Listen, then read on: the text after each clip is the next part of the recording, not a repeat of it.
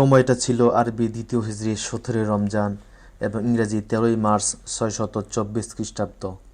Saudi আরবের মদিনায় অবস্থিত দক্ষিণ পশ্চিমে বদর প্রান্তরে বিশ্বনবী মুহাম্মদ রাসূলুল্লাহ সাল্লাল্লাহু আলাইহি সাল্লামের নেতৃত্বে মুসলমানদের পক্ষে ৩১৩ জন সাহাবী এবং মক্কার কুরাইশদের পক্ষে আবু জেহেলের নেতৃত্বে প্রায় ১,০০০ জন কাফিরদের মধ্যে ইসলামের ঐতিহাসিক সর্বপ্রথম বদর যুদ্ধ সংঘটিত হয়। যুদ্ধের ফলাফল ছিল মুসলমানদের বিজয় এবং কুরাইশদের শোচনীয় পরাজয়। যুদ্ধে মুসলমানদের ১৪ জন সাহাবী শাহাদত বরণ করেন।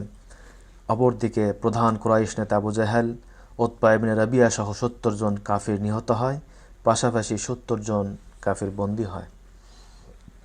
এই বিজয় যেমনটি মদিনায় মুসলিম রাষ্ট্র এবং শক্তিকে সুপ্রতিষ্ঠিত করে, তেমনিভাবে আরব উপদ্বীপে মুসলমানদের রাজনৈতিক সামরিক মর্যাদা বৃদ্ধি করেছিল। সৌদি আরবের ঐতিহাসিক বদর প্রান্তরের কাছাকাছি অবস্থিত মহান আল্লাহর পক্ষ থেকে মুসলমানদের জন্য আসা আসমানি সাহায্যের অন্যতম নিদর্শন হচ্ছে এই জাবালে মালাইকা। জাবাল শব্দের অর্থ হচ্ছে পাহাড় আর মালাইকা শব্দের অর্থ হচ্ছে ফেরেশতা, অর্থাৎ সেই হিসেবে অর্থ দাঁড়ায় ফেরেশতাদের পাহাড়। এটা সেই পাহাড় যেখানে মুসলমানদের সাহায্য করার জন্য মহান আল্লাহ তাআলা তার পক্ষ থেকে ফেরেশতা বাহিনী অবতরণ করিয়েছিলেন।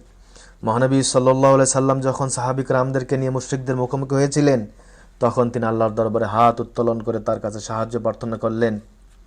মহান আল্লাহ তাআলা তৎক্ষণাৎ কোরআনে আয়াত নাজিল করে বললেন, ইয তাস্তাগীথুনা রাব্বাকুম ফাস্তাজাবা লাকুম আন্নী মুমিদ্দুকুম বিআলফিন মিনাল মালাইকাতি মুরদিফিন।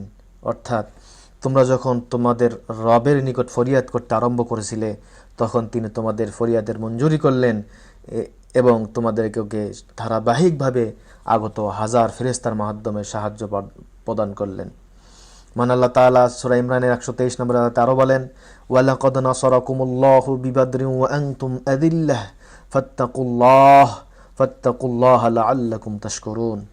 বস্তুত মহান আল্লাহ তাআলা বদরের যুদ্ধে তোমাদেরকে সাহায্য করেছেন, অথচ তোমরা তখন ছিলে দুর্বল। কাজেই তোমরা আল্লাহকে ভয় করতে থাকো, যাতে কৃতজ্ঞতা প্রকাশ করতে পারো।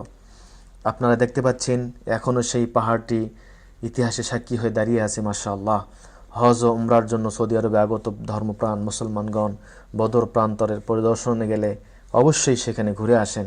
অনেকে মহান আল্লাহ তাআলার সেই গায়েবী সাক্ষী হতে এই বালুকাময় পাহাড়ে কিছুক্ষণ হাঁটাহাঁটি করতে চেষ্টা করেন। কেউ বা আবার বালির উপরে কিছুক্ষণ বসে থাকেন আর বদর প্রান্তরে ঘটে যাওয়া সেই ঘটনাগুলোর স্মৃতিচারণ করে থাকেন।